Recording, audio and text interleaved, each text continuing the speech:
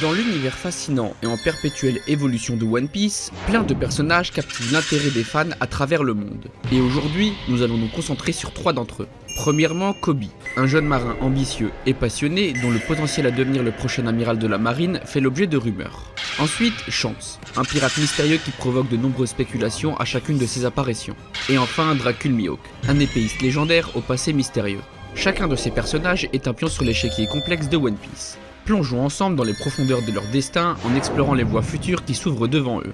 Au seuil de la conclusion épique du manga, un voile d'énigmes et de mystères insaisissables persiste encore. Mais tel un détective du fantastique, en analysant méticuleusement les indices semés avec subtilité par Eiichiro Oda, nous pouvons commencer à démêler les fils de cette toile complexe et fascinante. Alors si votre curiosité est piquée par les secrets de l'histoire et que vous aspirez à découvrir les réponses cachées derrière les intrigues magistralement tissées par l'esprit créatif d'Eiichiro Oda, vous êtes au bon endroit. Bonjour et bienvenue sur cette nouvelle vidéo théorie. Si vous êtes passionné par cet univers et que vous appréciez mon contenu, n'hésitez pas à liker, partager, vous abonner à ma chaîne et activer la cloche pour ne rien manquer. Je vous encourage aussi à visiter ma chaîne secondaire ainsi que mes profils TikTok, Instagram et Twitter, car c'est une façon simple et gratuite de soutenir mon travail. Un immense merci à Typical Joe, dont les théories inspirées ont enrichi cette vidéo. Vous trouverez les liens vers ses contributions et son compte Twitter dans la description. Merci infiniment à tous ceux qui prendront le temps pour tout cela, et bon visionnage. 今度は僕はあなたを捕まえる。もっともっと強くなって僕はいつか海軍の大将の座についてみせます。 Dans le labyrinthe complexe des événements qui façonnent l'avenir de la marine, la figure de Koby émerge comme un acteur clé, destiné à gravir les échelons jusqu'au poste d'amiral de la marine. Cette théorie plonge au cœur de ses potentiels rôles futurs et des missions cruciales qui jalonneront son ascension. Après l'incident de l'île de la Ruche, il est probable que Koby soit dans l'obligation de faire un rapport d'incident à Akainu. L'interaction entre ces deux figures, dans l'ombre du conflit de Marineford, promet d'être riche en tensions et en révélations. La colère d'Akainu face à la perte de Garp, pilier de la puissance navale, se mêlera sans doute à une stratégie de riposte. Sengoku, sage vétéran, pourrait bien s'impliquer directement, proposant de prendre les rênes de l'opération de sauvetage de Garp. Dans le théâtre obscur des manœuvres et des stratégies qui animent le monde de One Piece, l'organisation secrète SWORD dirige désormais ce regard vers une énigme insondable. Le destin de Drake après les tumultueux événements d'Onigashima. Je suis porté à croire que Drake, dans un mouvement aussi discret qu'astucieux, a suivi les traces du CP0 lors de leur fuite précipitée. Le dernier écho de leur présence résonnait après l'apparition du vaisseau de Big Mom. Un détail qui n'est pas sans importance. Il semble que Drake et Guernica aient un passé en commun au vu de leur échange sur Onigashima, passé qui pourrait être plus exploré à travers le CP0. Cette piste, encore brumeuse, promet des révélations éclaircissantes, à mesure que nous plongeons dans les profondeurs d'une intrigue complexe et énigmatique. Bien que l'éventualité du sauvetage de Drake par Koby et l'organisation SWORD pourrait se dessiner, l'issue de ce sauvetage pourrait s'avérer inutile. Drake, ayant perdu son masque d'espion à Wano, se trouve désormais à la croisée des chemins, car son rôle au sein des SWORD aura perdu toute son essence. Dans cette mosaïque de fidélité et des masques tombés, on peut pressentir que Drake, dévoilé et vulnérable, retournera au sein de la marine.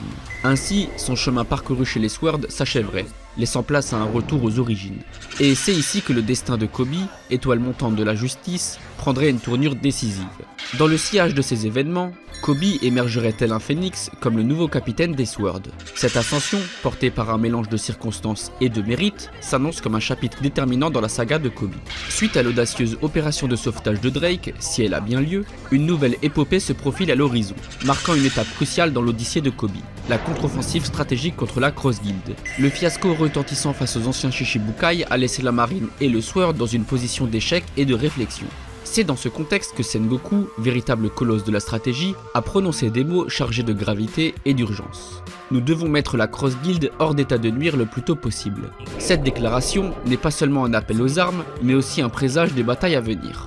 Cette prochaine campagne sera un test de feu pour Koby, une occasion de mettre en pratique ses compétences, sa bravoure et sa vision de la justice. Ce qui se profile à l'horizon, c'est bien plus qu'une bataille. C'est une étape décisive dans la quête de Koby pour forger son destin et laisser son empreinte dans les annales de la marine. Dans l'ombre des manœuvres stratégiques des hauts gradés, un scénario se dessine. Koby se préparait à affronter la Cross Guild en compagnie de Hermep et des membres du SWORD. Ainsi, Koby et son compagnon de longue date Hermep s'engageraient dans un entraînement rigoureux en utilisant les sacs de cuirassés de Garp. Tandis que Koby et Hermep s'entraîneraient rigoureusement, un plan se tramerait dans les coulisses. Koby et l'unité des SWORD se verraient conférer une mission de la plus haute importance, infiltrer les rangs de la Cross Guild. Un peu comme Drake qui a infiltré les rangs de Kaido. Dans un tour de stratégie ingénieux, le Sword envisagerait une manœuvre audacieuse pour infiltrer la Cross Guild. Ils orchestreront une capture fictive de Koby, le transformant en un pion dans ce jeu d'échecs. Dissimulé sous le masque d'un prisonnier, Koby s'approchera subtilement des sombres figures dirigeantes de la Cross Guild. Cette ruse délicate le conduira sur le chemin de retrouvailles inattendues et plein de tensions avec Alvida. Pendant ce temps, un autre événement crucial se déroulerait. Sengoku, l'esprit stratégique et impénétrable, engagerait un combat titanesque contre Barbe Noire. Son objectif, sauver Garp. Réussira-t-il? Ou la dernière légende de l'ancienne ère tombera-t-elle aussi? Ensuite, Koby pourrait se faire passer pour le mousse d'Alvida en utilisant une ruse. De cette manière, il pourrait se rapprocher de Baggy, Crocodile et Mihawk. De cette manière, Koby apprendra probablement des informations sur la nouvelle opération Utopia de la Cross Guild qui consiste à créer une nation militaire. Depuis la révélation surprenante du chapitre 1082, un nouveau chapitre s'ouvre dans la quête effrénée du One Piece. Baggy, avec une détermination inébranlable, qui est ironiquement bien plus grande que celle de ses congénères, a annoncé son intention de déjouer tous les concurrents en se lançant à la poursuite des Road Poneglyph. Whole Cake Island, avec son poneglyphe mystérieux, se dresse comme la première étape cruciale de cette quête. Une bataille pour Whole Cake Island se profile, teintée de stratégie et d'anticipation. Dans un jeu de duplicité et d'intelligence, Koby, l'espion aux yeux perçants, transmettra ses informations vitales à Akainu. Cette révélation déclenchera sûrement une série d'événements. La flotte, menée par la volonté de fer d'Akainu, s'apprêterait à intercepter la Cross Guild et Whole Cake Island. Là, une confrontation épique se préparerait. Une bataille où chaque camp luttera pour revendiquer ce territoire convoité. Car Whole Cake Island n'est pas seulement un lieu de pouvoir, c'est le cœur battant des territoires des 4 empereurs. Sa position, stratégiquement inestimable, en fait un pivot autour duquel gravitent alliance, trahison et ambition. Cette bataille, empreinte de ruse et de force, marquera une victoire douce amère à la fois pour la marine et pour la Cross Guild. La Cross Guild, dans un élan d'audace et de perspicacité, parviendra à ses fins et obtiendra le Road Poneglyph. Ce succès, cependant, n'est que la moitié de l'équation, car dans l'ombre de cette victoire se cache une autre, celle de la marine. Avec une stratégie soigneusement orchestrée, la marine s'emparait ainsi du territoire de Whole Cake Island. Au cœur de ces événements tourbillonnants, Koby, figure emblématique de détermination et de courage, verra son parcours couronné par une promotion significative. Élevé au rang de vice-amiral, il incarnera désormais plus que jamais l'esprit et les valeurs de la marine. En termes de chronologie de l'histoire principale, les événements à ce stade commenceront probablement à se diriger vers le final d'Elbaf. Barbe Noire est impliqué dans le chaos qui se développe, et Kuzan a un message pour Koby. C'est ainsi que Koby sera impliqué dans l'arc final d'Elbaf, baptisé la bataille de Ragnarok. Ce chapitre, chargé d'anticipation et de résonance mythique, représente bien plus qu'une simple confrontation. Ce serait un moment déterminant, un carrefour de destin et de révélation. Au cœur de ce théâtre épique, Koby, porteur d'une vision nouvelle et d'une résolution inébranlable, croisera le chemin de Kuzan. Cette rencontre ouvrira la porte à des vérités plus profondes. Kuzan, figure emblématique et énigmatique, pourrait partager avec Koby des avertissements cruciaux sur le plan de Barbe Noire. À l'apogée de l'arc Elbaf, dans un cadre empreint de mystères ancestraux et de destins entrelacés, Koby se retrouvera face à un défi d'ampleur inégalée, un duel contre Kuzan. Ce combat, plus qu'une simple confrontation physique, sera une épreuve de l'esprit et de l'âme. Un affrontement où les convictions et la force intérieure seront mises à l'épreuve. Tout au long de ce duel épique, Kuzan, tel un maître zen, évaluera les compétences de Koby. Mais plus encore, il sondera les profondeurs de son sens de la justice. Koby, épuisé mais inébranlable, aura impressionné Kuzan non pas par sa force physique, mais par la pureté et la force de sa justice intérieure. Ainsi, dans les ruines fumantes de leur duel, Koby aura réussi le test final de Kuzan avant de vaincre ce dernier. Dans le grand théâtre d'Elbaf, où chaque personnage joue un rôle crucial dans le tissu complexe des alliances et des trahisons, je suis convaincu d'un tournant imprévu. Presque mythique, la trahison de Kuzan envers Barbe Noire. Cette théorie, déjà explorée sur la chaîne, trouve ses racines dans les liens étroits tissés entre le passé et le présent. Barbe Noire, dans sa quête implacable pour Robin, Saoro et les secrets anciens d'Ohara, déclenchera une onde de choc qui résonnera jusqu'aux profondeurs de l'âme d'Aokiji. Inspiré par les paroles de Koby, prononcées dans le feu de leur combat, Kuzan se résoudra à arrêter Barbe Noire, ce qui conduira sûrement à la mort de son personnage. Après Elbaf, l'histoire entrera vraiment dans sa phase finale. La grande guerre finale teasée par Barbe Blanche sera à l'horizon. Si un amiral est susceptible de tomber et d'avoir besoin d'être remplacé, cela semble être un moment probable dans l'histoire pour que cela se produise. Ainsi, Koby sera promu au rang d'amiral. Il ne restera plus que Loftel et la bataille de Marijois avant la fin de l'histoire. C'est donc ici que Kobe et Luffy auront enfin leur combat promis. En guise de dernière note, je crois que Kobe deviendra une figure de proue dans la réforme de la marine après la chute du gouvernement mondial. Ainsi, Kobe sera la figure de proue représentant le code de la justice honnête.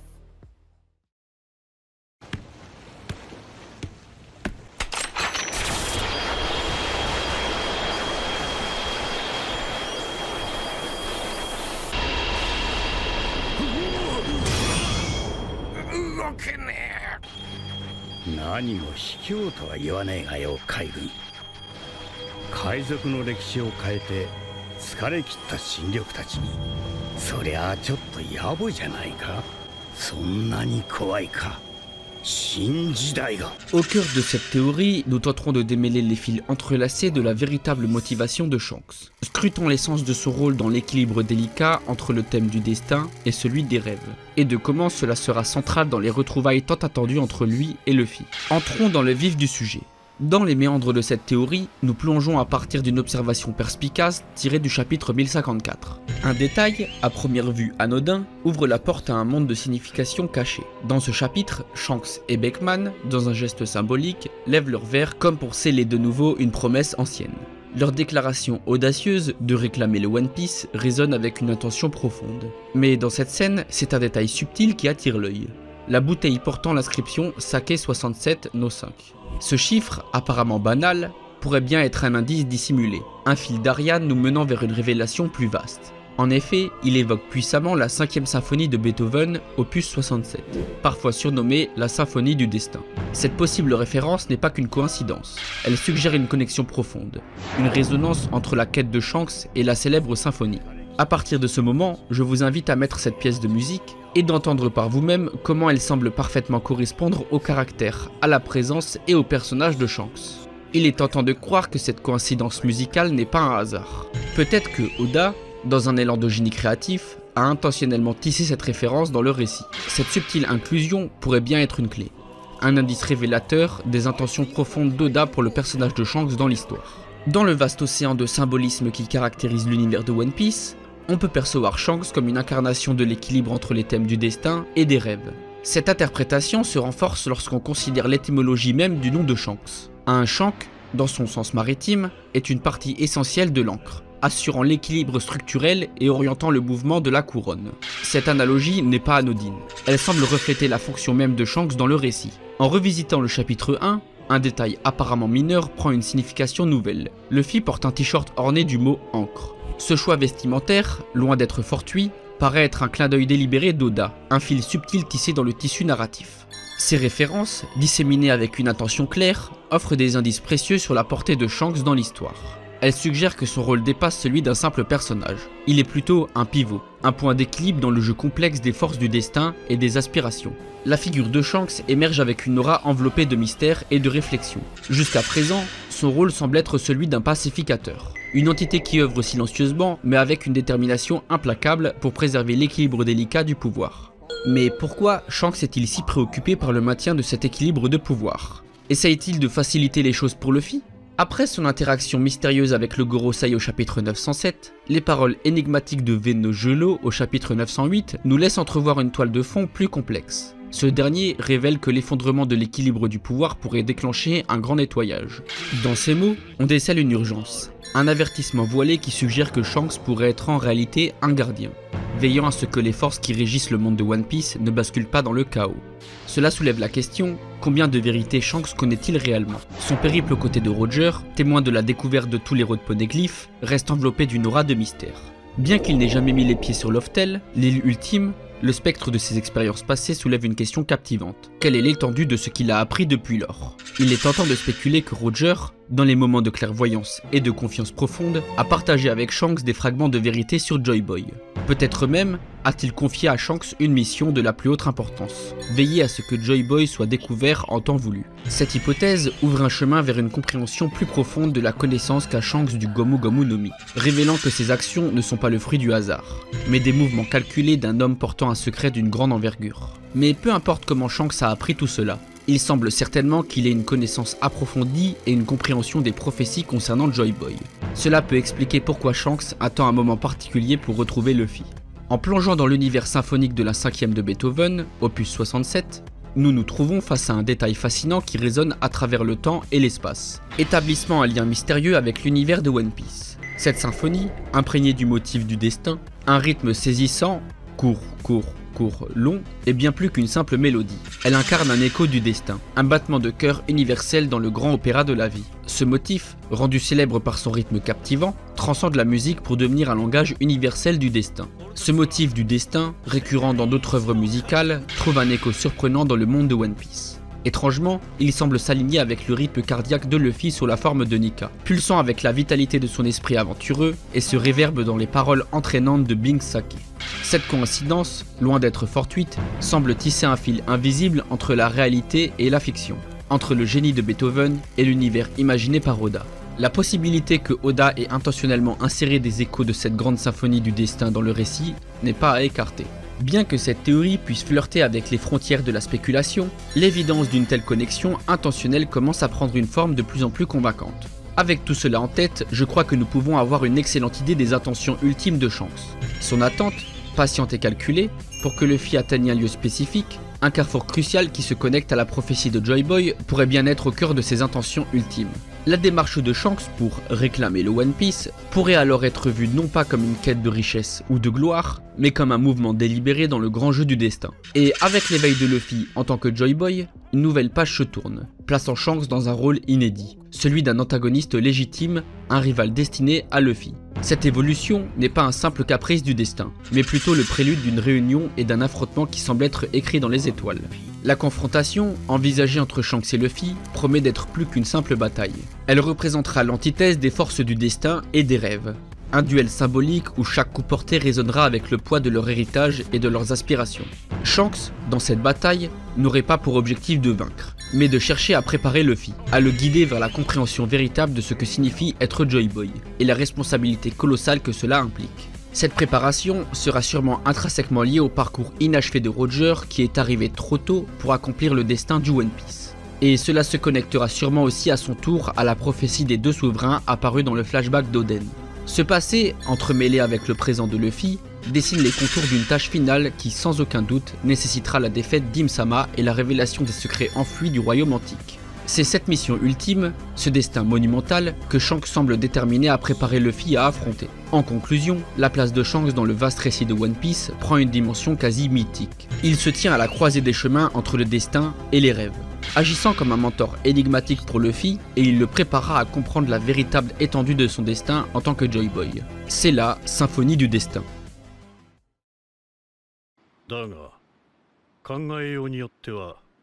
こいつを祭り上げておくのも悪くない。少なくとも俺は四皇になどならず平穏な暮らしを望む。 Après avoir exploré les profondeurs mystérieuses de l'empereur aux cheveux rouges, tournons notre regard vers un autre personnage. Un homme dont le nom résonne avec une égale intensité dans les annales de One Piece, Dracul Mihawk. Cet adversaire d'antan, ancien rival de l'empereur, se dresse comme un phare dans l'obscurité de nos connaissances. Un puzzle enveloppé d'énigmes. En assemblant pièce par pièce cette théorie, une révélation frappante apparaît. Mihawk est une énigme incarnée. Dans cette quête pour déchiffrer le mystère de Mihawk, nous plongerons dans un abîme de spéculation et de réflexion. Chaque indice, aussi infime soit-il, est une clé potentielle pour déverrouiller les secrets de Mihawk. Avec un esprit aiguisé et une détermination résolue, nous allons démêler ce puzzle complexe. Alors, allons-y. La toile du passé de Dracul Mihawk commence à se dévoiler dans une révélation intrigante issue des SBS du tome 63, dans lesquels Eiichiro Oda nous offre une vision captivante des grands corsaires dans leur enfance, y compris Mihawk. Dans cette image révélatrice, Mihawk apparaît dans des vêtements autrefois luxueux, maintenant déchirés et usés, suggérant qu'il a été exposé au conflit dès son jeune âge. Cette image de Mihawk enfant, un jeune noble dont la richesse et la sécurité se sont effilochés comme ses vêtements, évoque une histoire cachée de déclin et de survie. En combinant cela avec une déclaration de Mihawk dans le chapitre 956, nous pouvons déduire que Mihawk a été chassé à cette époque. Cette révélation, que Mihawk au fil du temps a transformé ses chasseurs en chassés, n'est pas seulement un récit de revanche ou de survie, elle est une fenêtre sur la formation du meilleur épéiste du manga. 10 ans après les premières énigmes de son enfance, nous retrouvons Mihawk dans un chapitre significatif de l'histoire, l'exécution de Roger. À l'âge de 19 ans, Mihawk n'était pas un adolescent ordinaire. Il portait déjà le Kokuto Yoru, une épée qui deviendra légendaire. C'est probablement à cette époque tumultueuse qu'il a acquis le surnom de chasseur de marine. Une marque d'infamie et de respect dans un monde gouverné par des forces maritimes puissantes. Que pouvons-nous dire de plus sur le caractère de Mihawk à partir de ces détails? Ses vêtements, vestiges d'une grandeur passée, suggèrent des racines nobles, une lignée de haut rang tragiquement tombée en ruine. Cette image, qui évoque l'ombre du comte Dracula, baigne Mihawk dans une lumière gothique teintée de mystère et de noblesse perdue. Mais derrière cette façade de noblesse déchue se cachent des questions. Pourquoi cette chute? Quels événements ont précipité une famille de haute lignée vers un destin si sombre? Et pourquoi Mihawk aurait-il été chassé dès son jeune âge? La clé de ce mystère réside peut-être dans une remarque récente de Zoro sur le S-Hawk, insinuant que Mihawk n'est pas tout à fait humain. Dans le vaste univers de conjectures entourant Dracul Mihawk, une théorie en vogue suggère qu'il appartient à la même race mystérieuse que ceux-ci, celle des vampires. Cependant, cette hypothèse, bien qu'attrayante, semble trop évidente, presque trop simple pour correspondre à la complexité narrative d'Eiichiro Oda. De plus, le pouvoir de ceux-ci semble émaner d'un fruit du démon, ajoutant une couche de mystère distincte de celle de Mihawk. En observant de plus près le personnage de Mihawk, des contradictions frappantes émergent, défiant l'idée qu'il serait une créature surnaturelle. Mihawk, loin de l'archétype du monstre maléfique, démontre une multitude de qualités profondément humaines, comme se soucier des gens, un humour subtil, la capacité à préparer des repas, et même l'habilité à cultiver les terres aux côtés de Perona. Alors, quelle est la véritable raison derrière les mots de Zoro qui suggèrent que Mihawk serait dépourvu d'une étincelle d'humanité? La clé de l'énigme entourant Mihawk semble résider dans une caractéristique singulière, son apathie apparente envers la mort. Manifestement plongé dès son plus jeune âge dans un univers de conflits et de violence, Mihawk donne l'impression d'avoir été sculpté par ses expériences. Cette immersion constante dans la guerre et le chaos semble l'avoir endurci, le rendant étrangement insensible à la finalité de la mort. Il a même choisi de faire d'un royaume réduit à un cimetière de masse sa maison. Cela nous donne également probablement un bon indice sur la raison pour laquelle Mihawk vit presque entièrement en solitaire. Cette solitude, choisie de Mihawk, est révélatrice. Bien qu'il démontre une capacité à se soucier des autres, il semble porter en lui la croyance que la mort est son ombre constante. Cette conviction pourrait être le fruit d'une vie marquée par la chasse et la fuite, une vie où chaque allié potentiel pourrait devenir une victime collatérale de sa malédiction. L'aura qui entoure Dracul Mihawk est imprégnée d'une croyance presque universelle. Il serait l'héritier d'une malédiction ancienne. Cette théorie populaire s'ancre dans ses yeux, étrangement similaire à ceux d'Im, laissant entrevoir un secret bien plus profond. Cela nous amène à considérer ce que nous pourrions attendre de Mihawk à l'avenir. Quel est le destin de la Cross Guild? Comment cela se lie-t-il à Im? Et qu'est-ce que cela signifie pour le rôle futur de Mihawk? Dans les chapitres à venir, je pressens qu'Oda dévoilera Mihawk dans toute sa splendeur de chasseur de marine. Ce rôle, déjà teinté de légende, pourrait prendre une tournure inattendue avec l'intervention de Bakin. Comme Typical Joe l'a déjà théorisé, elle pourrait mettre la tête d'Aramaki à prix pour le sauvetage de Weeble. Cette prime pourrait bien être le catalyseur qui mènera Mihawk à affronter l'amiral. Une bataille qui pourrait révéler des liens cachés avec la chute du royaume Mugi, aujourd'hui un paysage de végétation sauvage et de collines en spirale, rappelant les scènes d'un conte gothique. L'expérience de Mihawk au sein de la Cross Guild semble le conduire vers une reconnaissance inattendue de Baggy. Cette reconnaissance, percevant en Baggy une qualité rare semblable à celle de Luffy, pourrait amener Mihawk à embrasser une cause plus grande que sa propre ambition. Un chemin qui, ironiquement, le rapprocherait de l'humanité qu'il semble avoir perdue. Cette convergence d'événements, tissée dans le folklore de la Transylvanie et des mythes roumains, suggère que nous pourrions être aux prémices des temps de la fin. Un moment historique marqué par un bouleversement cataclysmique. Le royaume Mugi, avec ses nuages en tourbillon, pourrait être le théâtre de cet apocalypse. En tissant les fils subtils et éthérés de ces implications, une perspective fascinante se dessine pour Dracul Mihawk. Ces indices, éparpillés dans le récit comme des étoiles dans un ciel nocturne, convergent vers une implication inévitable de Mihawk dans la bataille de Marijois. Cet affrontement épique, chargé d'histoire et de mystère, semble être le théâtre désigné pour révéler l'essence véritable de ce personnage énigmatique. Dans ce cadre apocalyptique des temps de la fin, quel autre lieu pourrait être plus approprié pour la confrontation tant attendue entre Zoro et Mihawk? Ce sera un combat où le ciel lui-même pourra être le témoin de leur affrontement. Un lieu où l'épique et le divin se rencontrent. Le parcours de Mihawk, marqué par la solitude d'un loup solitaire, semble se diriger vers une évolution inattendue. Des rencontres fortuites et des alliances improbables pourraient bien apporter à Mihawk un sens de la paix et de la finalité, le menant à jouer un rôle crucial dans l'ultime confrontation. Ainsi, alors que le monde de One Piece se rapproche de son dénouement, la scène est prête pour que Mihawk révèle son véritable rôle dans cette saga. Sa bataille avec Zoro ne sera pas seulement un affrontement d'épéistes, ce sera un moment où les destins entrecroisés de ces deux guerriers trouveront leur conclusion épique. Nous voici arrivés au terme de cette vidéo. Alors si ce voyage au cœur des mystères de One Piece vous a captivé, je vous invite à liker, partager et à vous abonner à ma chaîne. N'oubliez pas d'activer les notifications en cliquant sur la cloche afin de ne manquer aucune de nos futures aventures. et laissez-moi vos impressions ou vos théories en commentaire. Je vous invite également à explorer ma chaîne secondaire ainsi que mes comptes TikTok, Instagram et Twitter. Car c'est gratuit, cela me fait plaisir et cela contribue à l'essor de la communauté. Un grand merci à ceux qui prendront le temps pour tout cela, et salut!